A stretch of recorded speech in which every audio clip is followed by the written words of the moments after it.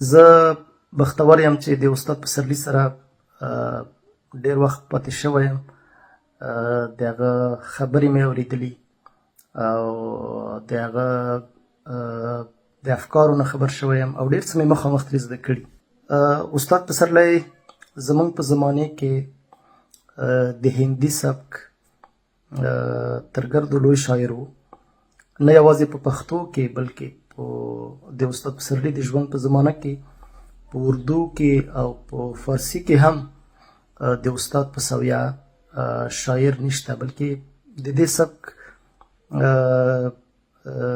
بل شاعر بیخي ونه. د فارسي ادب ځینې کره کتونکي سهراب سپهري هم د هندي سبک شاعر ګڼي، ځکه چې د هغه ځینې ترکیبونه او ځینې مضامین او ځینې تخنیکونه د بېدل رنګ و بوی لري. دا سمه ده چې هغه به په خپل سبک کې په آزاد او شاعرۍ او په سپین شعر کې د هندي سبک څه خوند و رنګ لري. خو څرنګه چې هندي سبک د غزل شاعري ده او بیا په غزل کې هم د بیت او د مصري شاعري ده، نو ځکه د غزل په شاعرانو کې په د درو ژبو کې د استاد پسرلي په زمانه کې بل دغسې شاعر نه و چې په دې کیفیت او په دې کمیت غزلې یې لیکلي وي. تر زرو زیاتې غزلې او په هر بیت کې یوه خبره یو مضمون، په هره مصره کې په هر بیت کې دوه درې تصویره او په هر غزل کې د هندي سبک ځانګړې شاخصې او په ډېره ځانګړې ژبه د په ډېر ځانګړو تخنیکونو د بیخي نویو او بکرو افکارو وړاندې کول. نو په دې لحاظ د استاد پسرلي په مرګ سره د هندي سبک یوه ډېره لویه دوره پای ته رسیږي چې نوره دغه سبک ګواکې چې دغه عمره لوی پالونکی نه لري. او د استاد پسرلي په د شاعرۍ له امله کېدای شي ځینې ځوان شاعران دې سبک ته هڅېدلي وي او په دې سبک کې څه لیکلي وي، خو دغه سبک بیرته د دغسې یوې سویې ته یا دغسې اوج ته رسول ډېر وخت غواړي. نو ځکه سخته ده چې د استاد پسرلي ځای زموږ په شاعرۍ کې ډک شي. استاد پسرلی یوازې په دې لحاظ نه چې دی د هندي سبک شاعر دی، نو ځکه موږ باید یاد کړو او قدر یې وکړو.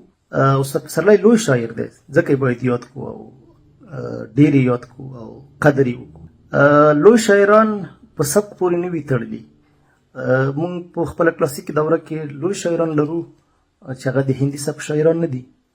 خوشحال خټک لوی شاعر دی، رحمان بابا لوی شاعر دی، حمزه بابا لوی شاعر دی، علی خان لوی شاعر دی، نور ډېر لوی شاعران شته چې د هندي سبک شاعران نه دي خو لوی شاعران دي. په معاصره دوره کې کاروان صاحب واقعا چې لوی شاعر دی، درویش صاحب بیخي لوی شاعر دی، د هغه په عظمت کې شک نشته. ساحل صاحب ډېر لوی شاعر دی، هېڅوک سترګې نه شي ورباندې پټولی. مطلب مې دا دی چې د استاد پسرلي عظمت صرف په دې کې نه دی چې دی د سبک په لحاظ لوی شاعر دی. سبک ممکن هندي وي، ممکن خراساني وي، ممکن عراقي وي، ممکن د خوشحال سبک وي، ممکن د رحمان بابا سبک وي. هر سبک کېدلی شي چې لوی شاعر پیدا کړي. لوی شاعر ځینې نورې ځانګړنې لري چې هغه په متوسطو شاعرانو یا په کوچنیو شاعرانو کې نه پیدا کېږي. دغه ځانګړنې یوه مهمه ځانګړنه دا ده چې لوی شاعران په یوه وخت کې په څو ابعادو کې لوی شاعران وي. د ابعادو مطلب دا دی چې کله موږ او تاسې په ریاضیکي ډول وایو چې د دوو نقطو ترمنځ فاصلې ته خط وایي. کله چې یو څو خطونه په مختلفو سطحو کې څو خطونه سره یو ځای شي، د هغه نه بیا جسم یا سطح جوړېږي که نه. مثلا موږ او تاسې یو کوټه لرو چې هغه طول لري، اوږدوالی لري، دا یو خط دی. عرض لري، دا بل خط دی. جګوالی لري، دا بل خط دی. او همدارکم عرض لري یا مثلا پلنوالی لري، دا بل. دغه چې ټول سره یو ځای شي، د خطونه چې سره یو ځای شي، یو جسم جوړوي او یو هغه جوړوي، یو سطح جوړوي، یا د سطحو د هغه نه د امتزاج نه یو جسم جوړیږي.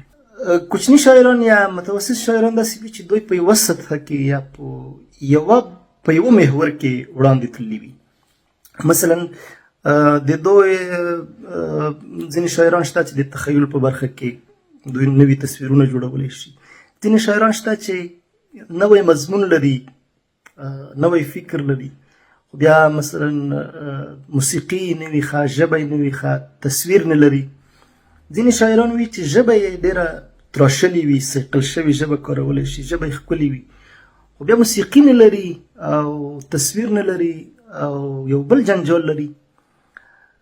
ځینې شاعران وي چې مثلا ډېر څپاند عواطف لري، ډېر عاطفي وي، په هره خبره دا چې کومې خبرې کوي تا ژړولی، احساساتي کولی شي، خو بیا نوره ژبه یې سمه نه وي او تصویر نه لري، د عواطفو دپاره تصویرونه نشي جوړولی. لوی شاعران داسې وي چې په دغو ټولو برخو کې تا ته قناعت درکوي.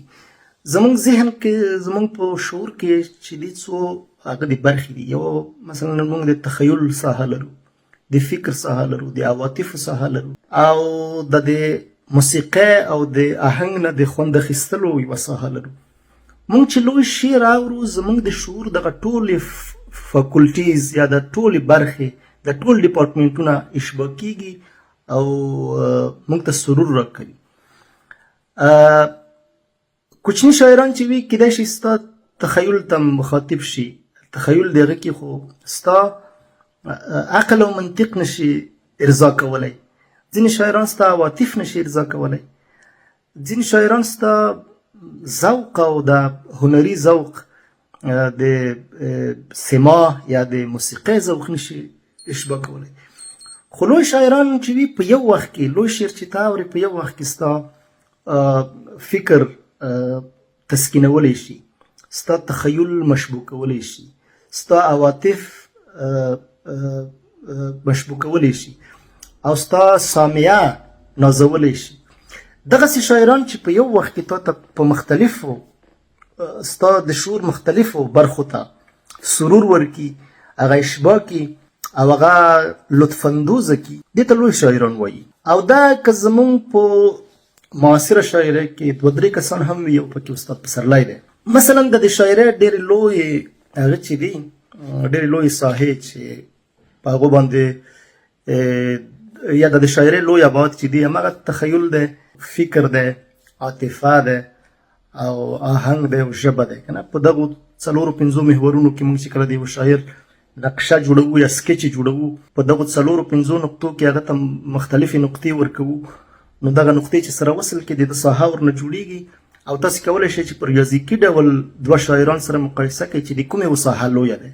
مثلا یو د فکر په کرښه باندې کومه نقطه اخلي، د صفر نه څومره لرې نقطه اخلي، که نه یعنې دی په دې محور باندې څومره لرې تللی. د تخیل په محور باندې مثلا موږ تشبیه لرو، استعاره لرو، سمبول لرو او اسطوره لرو. دی په کومه پوړۍ کې دی؟ په تشبیه کې دی نو ته به اول خط ورکوي، په استعاره کې دی دویم خط به ورکوي، دویمه نقطه به ورکوي، همداسې تر څلورم خط پورې. همدارقم د فکر او د عواطفو محورونه چې دي په دې باندې هم د شاعرانو دپاره نقطې ټاکل کیږي او دغه نقطې چې سره یو ځای شي، کاشکې یوه تخته وایي چې ما په یا دلته امکانات وایي چې ما تاسو ته په ریاضیکي ډول جوړ کړي وایي چې د یو شاعر عظمت او لویوالی څنګه موږ سنجولی شو، څنګه یې هغه کولی شو، دا حسابولی شو.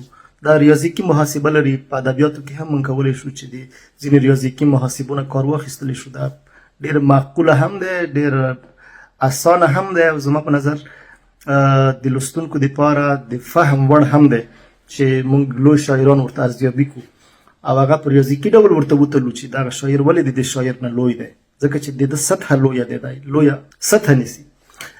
زه په دغه کوچنی ویډیو کې نشم کولی چې د استاد پسرلي ټول هغه ځمکه چې دی نیسي، د مختلفو نقطو نه چې کومه ځمکه جوړیږي، د ده عظمت د پښتو د نورو شاعرانو ترمنځ تاسو ته وښیم.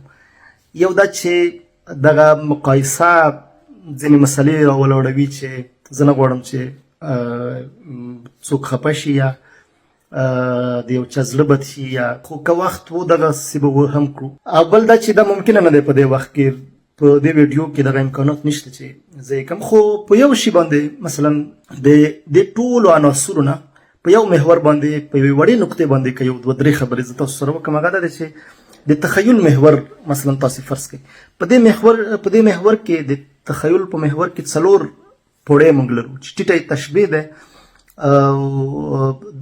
دویمه پوړه استعاره ده، دریمه سمبول ده او څلورمه اسطوره. د استاد پسرلي د نورو پوړیو نه بیخي کثیر شو، صرف د تشبیه پوړی راواخلو او د پښتو د نورو شاعرانو سره تاسې مقایسه کړئ چې د استاد پسرلي تشبیهات څه ډول دي او دغه تشبیهات څه ځانګړنې لري. تشبیهات تاسې پوهیږئ چې مثلا د 2 شیانو مقایسه کول دي یا د یو شي په واسطه د بل تصویرول دي. د لیلا زلفې د شپې غوندې دي، قد د سروې غوندې ده. په دې کې یو ایډیا او بل ایمیج ده. دغه قد او زلفې چې دي دا ایډیاوي دي ځکه چې موږ دا تصویروو. سروه او شپه چې دي دا تصویرونه دي، د دې په واسطه یې تصویروو. نو په تشبیه کې ډیره مهمه برخه د مشابهي یا تصویر ده یا ایمیج چې ورته وایي. دا چې شاعر څه شی تصویروي دا د هغه دی، د ده په اروا پورې، د ده په روحي حالت پورې، د ده په تمایلاتو پورې اړه لري چې ده ته څه شی خوند ورکوي چې هغې کې تصویري کې موږ ته یې وښیي، کوم کیفیتونه زموږ سره شریکوي. خو دغه کیفیتونه موږ سره په کومو تصویرونو تشریکوي، د ده تصویرونه د کومه نه راخیستل کېږي، د کوم چاپیریال نه یې رااخلي. دغه تصویرونه نوره څه ځانګړنې لري او دغه تصویرونه د نورو شاعرانو سره څه توپیر لري، نوي دي زاړه دي. دا لوی بحث دی. که تاسې د استاد پسرلي مشابهات یا تصویرونه وګورئ، صرف د تشبیهاتو برخه دا ډېره زیاته جالبه ده، حتی کتابونه ورباندې لیکل کېږي. اول خبره دا دی چې د استاد پسرلي تصویرونه 90% نوي دي. دغه تصویرونه تاسې په بل شاعر کې د پښتو په ټوله شاعرۍ کې نشئ پیدا کولی. استاد پسرلي چې کوم تصویر د ایډیاو د خپلو ایډیاو د تصویرولو دپاره چې د کوم تصویرونه یا کوم امیجونه خوښ کړي هغه تاسې په بل شاعر کې نشئ پیدا کولی. دا ټول نوي دي او د خپله پیدا کړي. دویم دا دی چې دغه تصویرونه د ده د مشاهدې د ده د مستقیمې مشاهدې مولود دي چې دا ډېر زیات رول لري. دریمه خبره دا ده چې دغه تصویرونه یا دغه امیجونه د افغانستان نه راخیستل شوي. دغه امیجونه تاسو د افغانستان در یادوي، د افغانستان د فرهنګ نه، د ژبې نه، د چاپیریال نه، د موسمونو نه، د غرونو نه، د سیندونو نه، د کورنیو نه، د دود و دستور نه، د مارغانو نه، یعنی ټول افغانستان په دې تصویرونو کې هغه شوی را یو ځای شوی. دغه ډېره زیاته مهمه ده چې د یو شاعر د تصویرونو منبع څه شی دی. مثلا کیدای شي د یو شاعر د تصویرونو منبع ستوري، اسمانونه، سپوږمۍ او کهکشانونه وي. د بل شاعر د تشبیهاتو یا د تصویرونو منبع ځمکه وي، خپل محیط وي. د بل مثلا په دیني هغه شاعران چې ډېر دیني تمایلات لري د هغوی تصویرونه اکثره د دیني هغه نه راخیستل کېږي. ته داسې یې لکه مونځ، ته داسې یې لکه روژه، ته داسې یې لکه دغه شی، ته داسې.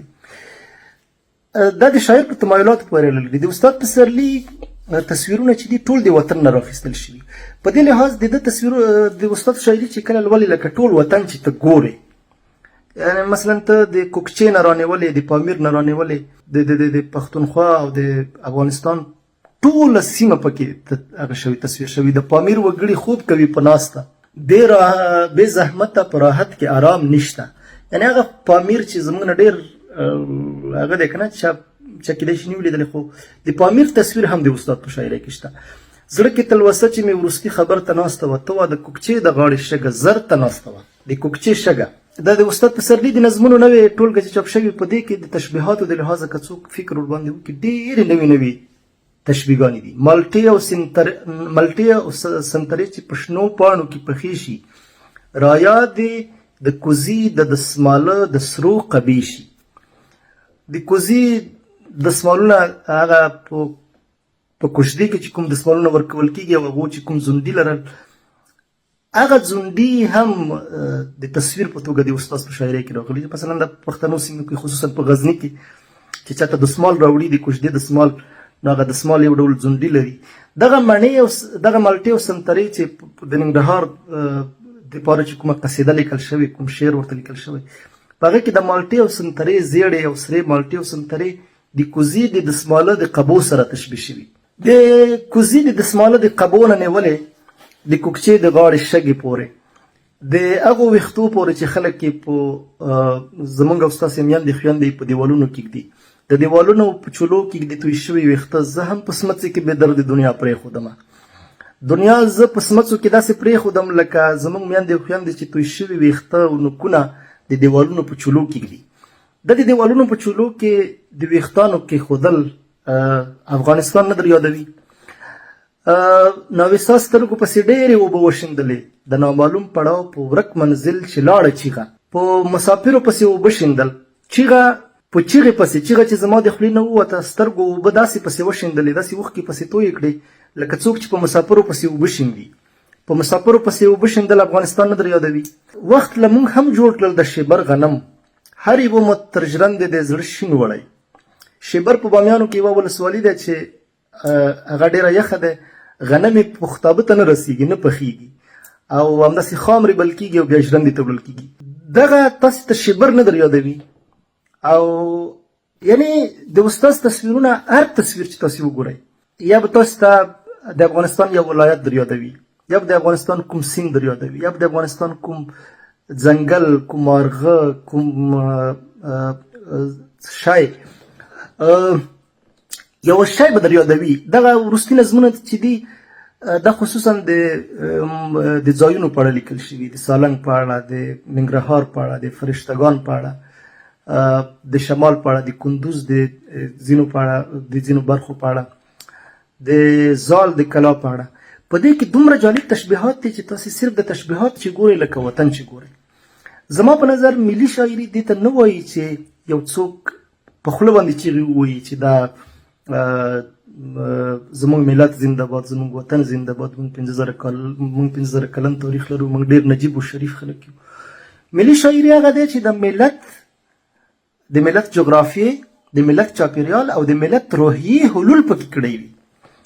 ختیځپوهان وایي د پښتو لنډیو په اړه چې خدای مکړه که پښتانه ورک هم شي، موږ کولی شو چې د لنډیو نه د هغوی کړه وړه راوباسو، بیرته پښتانه ورنه راوباسو، لکه څنګه چې د مالګې، لکه څنګه چې د محلول نه سړی هغه محلله ماده راایستلی شي. زه وایم چې خدای مکړه که د افغانستان په طبیعي حوادثو کې، خدای دې داسې نه کوي، که په طبیعي حوادثو کې د افغانستان جغرافیه ورکه هم شي، د استاد پسرلي د شاعرانې تاسې راایستلی شي چې څوک فکر ورباندې وکړي. دغه جغرافیه، دا محیط، دغه خلک، دغه روحیه د استاد پسرلي په شاعرۍ کې دغومره حل شوې چې ته چې ورته کښېنې ټوله ورنه راایستلی شي. زما په نظر افغانستان په د بل هیڅ شاعر په روح کې دغومره حلول نه دی کړی لکه د استاد پسرلي په شعر کې چې کړی.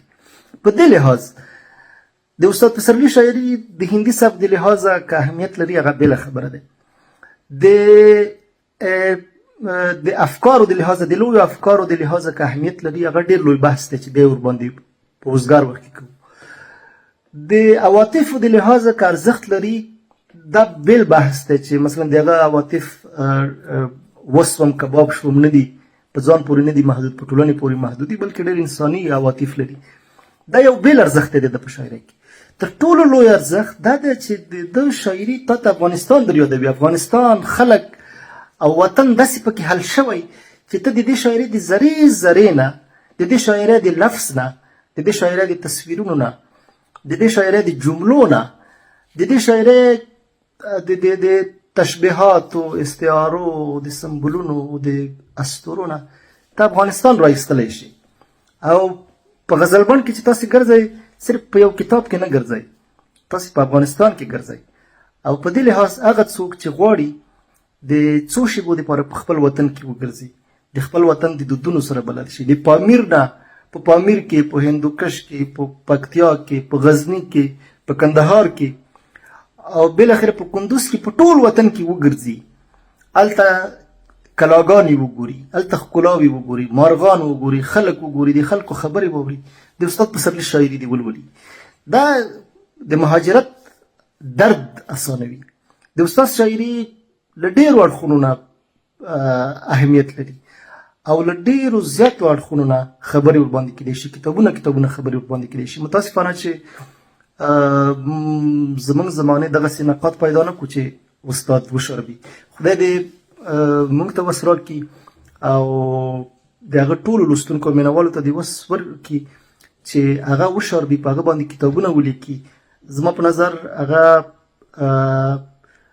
په هغه باندې دکتورا باید ولیکل شي او ډېرې زیاتې دکتوراوې ورباندې ولیکل شي. د هغه شاعري د یو لحاظ د یو اړخ نه نه بلکې د ګڼو اړخونو نه د اورېدو د لوستو شاعري دی او هر څوک چې ولولي په هغه کې به په روحي، په فکري، په عاطفي لحاظ ډېر زیات تغییر راولي. د استاد په شاعرۍ باندې انسان د وطن سره اړیکه پیدا کوي. د استاد په شاعرۍ باندې انسان د هغه عواطف تجربه کوي چې لا یې نه دي تجربه کړي. د استاد د شاعرۍ په لوستو انسان د هغه موسیقۍ سره اشنا کېږي چې لا یې نه دی اورېدلی. د استاد د شاعرۍ په لوستو بنده هغه افکار لولي او اوري او هغه خبرې، هغه ژبه، هغه الفاظ اوري او لولي چې لا یې نه دي تجربه کړي او نه دي اورېدلي. د دې ټولو نالیدلیو جهانونو او نالیدلیو جزیرو د تجربه کېدو دپاره تاسې ټولو ته زما خواست دی چې د استاد پسرلي اثار په غور ولولي او د هغه په تخنیکونو باندې، د هغه په مختلفو اړخونو باندې فکر وکړي او خپله هم ځان ورباندې پوه کړي او نورو ته یې هم وروښیي. له بده مرغه چې څو کاله وړاندې د استاد په اړه موږ 2-3 مقالې هم نه لرلې، ښې مقالې چې استاد ورباندې وپېژني. خو اوس ورو ورو د ده د شاعرۍ مینوال زیاتېږي، د ده د سبک پیروان هم زیاتېږي. زما هیله ده چې بلکې ارزو مې ده چې په راتلونکو څو کلونو کې به استاد پسرلی زموږ د عصر ډېر لوی شاعر وي او هر څومره چې وخت تېرېږي مګمونه به د ده عظمت راڅرګندېږي. زموږ په زمانه کې د ده د عظمت د رابرسېره کولو امکانات کم راته برېښي. او بله مهمه خبره دا ده چې څومره چې دغه وخت تېرېږي د دې امکانات سختېږي هم، ځکه هغه خلک چې د دې هغه سره بلد دي، د ده د شاعرۍ د کوډونو سره بلد دي او د ده د شاعرۍ د تصویرونو سره بلد دي، هغه خلک هم ډېر نه دي. نو د هغوی مسؤلیت دا دی چې د دې شاعرۍ کوډونه را وسپړي او ټولو خلکو ته یې د فهم او د پوهېدو وړ کړي. ډېره زیاته مننه.